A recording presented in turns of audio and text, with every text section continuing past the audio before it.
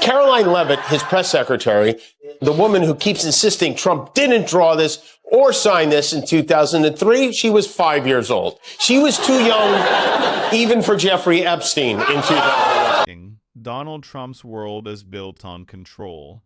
Control of the headline, control of the clip, control of the frame, and when that control slips, the response is rarely policy.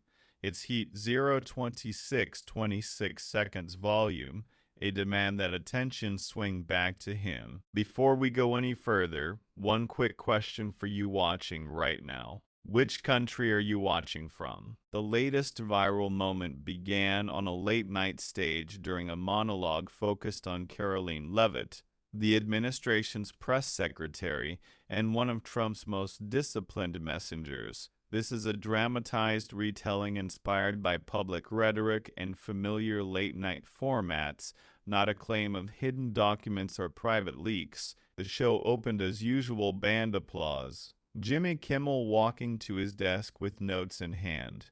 But instead of leading with a punchline, he started with a principle. The decision to fire Jimmy Kimmel and to cancel his show came from executives at ABC. That has now been reported, and I can assure you it did not come from the White House, and there was no pressure given from the President of the United States. And it was a decision that was made by ABC because Jimmy Kimmel chose to knowingly lie to his audience on his program about the death of a highly respected... To perform confidence, it's to answer questions on behalf of the public. Then he held up a short list like a classroom exercise. Kimmel called it the three-step fog. In step 1, avoid the question. Step 2, attack the questioner. Step 3, declare victory and move on. The audience laughed because the pattern felt familiar. He let the laughter fade into quiet. Then he played a short montage of Leavitt at the podium. Polished, repeating the same phrases whenever reporters pressed for specifics. After each clip, Kimmel paused and asked the same simple question. What was the answer? Not the slogan, not the accusation. The answer. The crowd began clapping between laughs because repetition sharpened the point. Then came the moment people later called a humiliation, though wasn't personal at all. Because he had bad ratings more than anything else, and he said a horrible thing about a great gentleman known as Charlie Kirk, and Jimmy Kimmel is not a talented person. He had very bad... Kimmel said he wasn't interested in secrets locked in a safe. He was interested in secrets hiding in plain sight. Things said on camera that vanish once the next distraction arrives. He introduced what he called Leavitt's shocking secrets. Not scandals, but secret 1, speed. Move fast enough and no one checks. Secret 2, certainty. Sound confident enough and confidence gets mistaken for evidence. Secret 3, outrage. Make people angry and they stop listening for details. Then Kimmel did the one thing powerful messaging hates most. He stayed on one question. He selected a single claim, played the clip where it was made, then showed a simple timeline of how it was later walked back.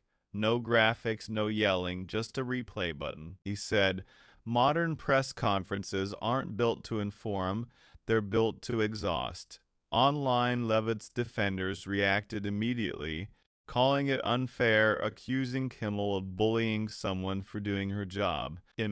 Kimmel addressed that calmly before the noise could take over. He said, criticism of a podium strategy is not criticism of a person's worth. The issue is what the strategy does to the public.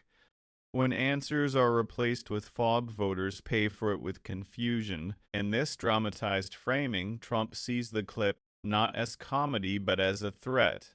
He doesn't respond to the checklist. He responds to attention.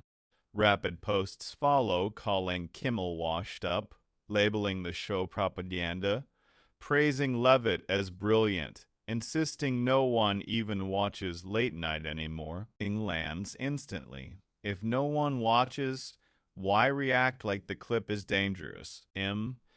The next night, Kimmel returns with the same calm posture. He trumps insults slowly, sets the paper down, and asks one question that flips the room again. Ding. What does America gain from this? Ding. Cost slower because a comedian got called a name? Is anyone safer? Do parents sleep better? The audience roars, not because it's cruel, but because it makes the insult feel small. Ding. The meltdown isn't a single scream caught on camera.